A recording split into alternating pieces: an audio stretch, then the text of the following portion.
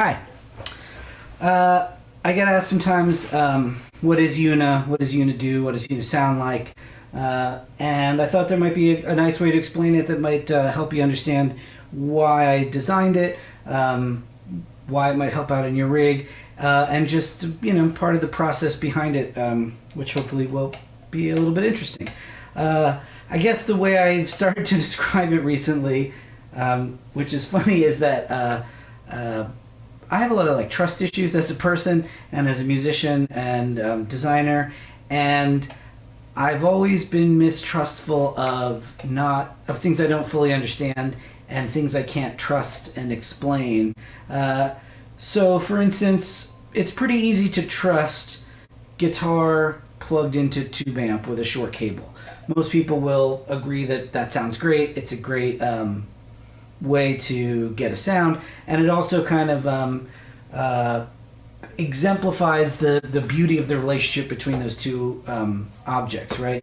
You take a guitar with magnetic pickups, you plug it into a tube amp, and you get a lot of sparkle and life and personality and touchiness that in general makes a lot of musicians feel comfortable and happy and helps you create and be creative.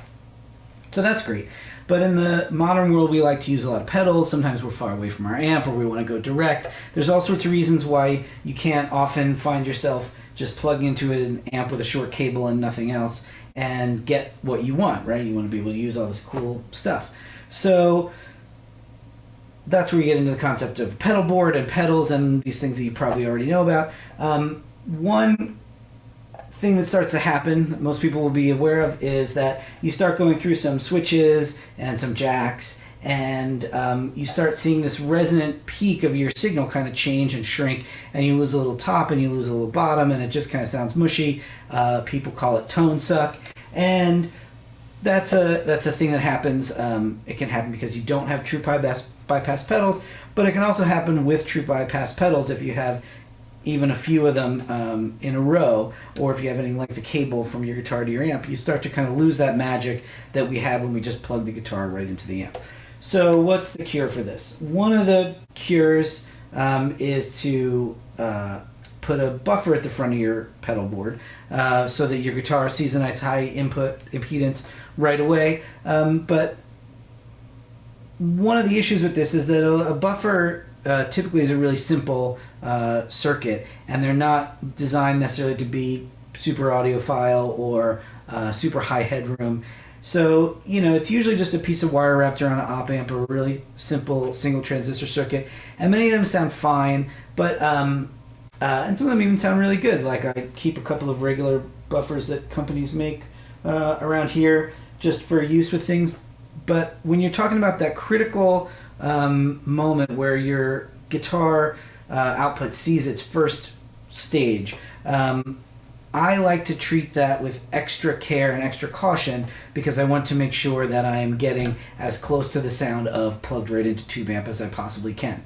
So that's where EUNA comes in. EUNA was basically designed to replace an input buffer on your pedal board using really unnecessarily high headroom circuit. It runs on plus minus 15 rails, and it'll take in plus 18 before it'll clip in its normal configuration, and it can be modified to take in plus 20, I think is what I've reasonably put in there without seeing too much THD, and just take that in, not clip at all, and send it out in a lower impedance fashion to the rest of your pedal board or to the rest of your rig, wherever you want to send it.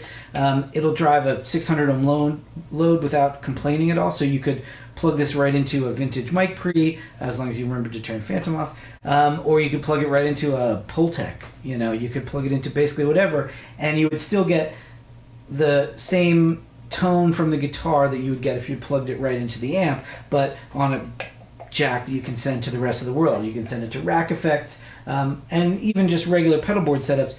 It will fix all of the downstream issues of other buffers and too many jacks and switches, and it'll basically get you right back to guitar plugged right into amp. there's a lot of other features in here because there are some issues with just putting an amazing buffer at the front of your pedalboard tune. The first one is that most people will also agree these days that classic style fuzz circuits, especially germanium fuzzes, they hang on your signal and they present far too... Oh, we got a little message. Oh, I wonder who's trying to talk to us right now. Let's turn that off. They hang on your signal a lot and they present a really heavy load because they were... I guess you could even express it as saying from an electrical standpoint it is wrong, but it sounds really great and we love it.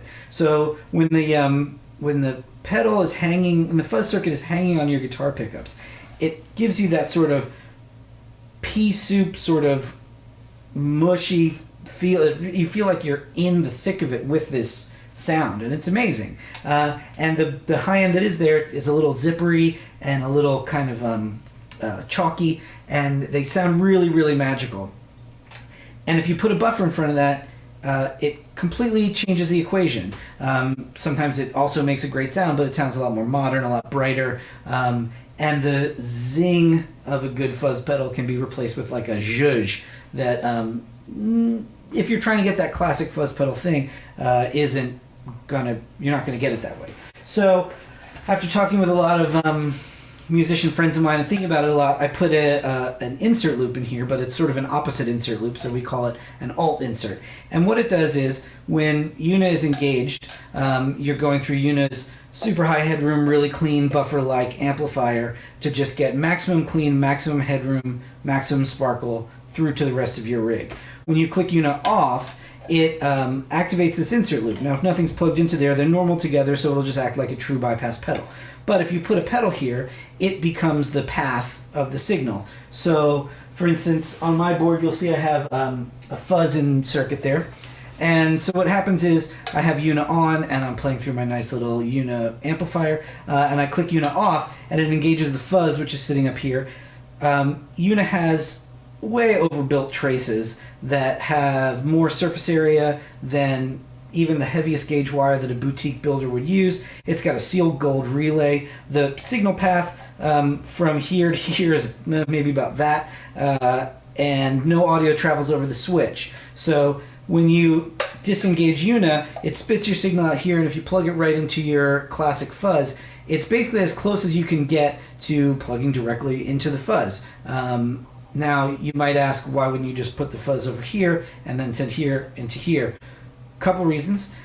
If you're trying to get that high Z point, like I used to work on microphones and fix old tube microphones, and also design some newer solid state microphones.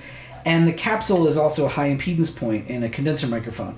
And the impedances are so critical at that moment that you actually float that leg of the transistor. So where the transistor meets the capsule, it doesn't actually, in most circuits, doesn't go into the PCB at all. They fold the leg up and they bring the wire over here, because even the PCB material itself starts to hang on the tone of the microphone. And I sort of took that principle and applied it to Yuna. It's not quite as high impedance guitar circuit, so you don't have to float the entire assembly, but it's protected from the shielding. It runs through the shortest part of the PCB it possibly can. It only passes through the gold sealed relay and two high-grade WEMA film caps to get to the front leg of the amplifier. And what that means is that plugging into here genuinely does sound a very tiny bit better than plugging into a pedal that is off, that is true bypass, and then plugging into here.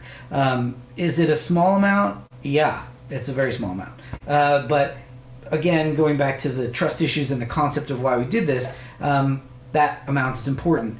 And because the fuzz circuit is intended to have a heavy load on it, the fuzz isn't very affected at all by going through that extra switch and relay. And again, no audio travels over the switch, so it kind of goes drip, drip, right out to the fuzz circuit. The other thing to note is that a fuzz circuit can also be affected by the input impedance of the thing after it. So if you're used to the sound of plugging your guitar into fuzz and then going into other drives or reverb pedals or things, they tend not to have a super high input impedance like a tube amp would.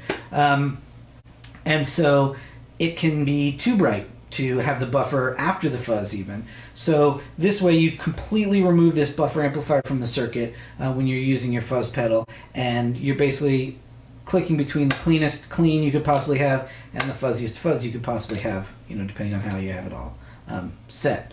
I also included in this thing a couple little filters. You'll notice that the gain is fixed at Unity and there's no knobs. One of the reasons I like this in place of like a preamp pedal, some of the great sounding preamp pedals that are out there I might put after this or later in my chain, but one of the reasons I like this is because it is switches. It is 1% metal film resistors, so it doesn't change from moment to moment. This is always what it is when interacting with a specific guitar, and you can always count on that this low bump is always the same low bump, and there's not any meh, meh, meh, where it may or it may not be doing that. Those kind of adjustments in your chain are to me for later in the chain. So we got a little low bump here. It's maybe a couple dB at 100 hertz, just enough that if your pedal chain has some extra resistance and it's hanging on the low end a little bit, or if you're switching between guitars and one guitar is just lacking in a little bit of meat, but you don't really want to alter the fundamental tone by going through an EQ pedal or something, you got a little low bump that'll get you over the hump. Same thing with this little bright switch, a few dB around the same place that a normal guitar amp bright switch would be. So if your amp is feeling a little dark that day, or if you're using an amp like a backline amp that you're not used to, you can just give it a little and then there you go. This one is the harmonics filter. Oh, sorry I'm showing you an unpainted one, but I like the unpainted ones because they're my prototypes that I made. The painted one is down there, and you can see plenty of pictures of it on our site and on Instagram and on Reverb where you can buy them. Harmonics filter is fixed in the airband for guitar, which is different than where the airband is for audio, but suffice to say it's above the fundamental of most of the notes. And it's a nice big bump up there that gives you a bit of crispness and a bit of extra zing and sparkle that you may lose going through some other stuff. Or again, if you have to deal with a different amp or a different guitar, if you're in a pinch and you have to switch to your telly from your Strat, you might be able to use these to sort of get you back to the tone you're looking for in that moment without making any fundamental changes to your pedal board or to your sound, because you probably have the rest of that dialed already.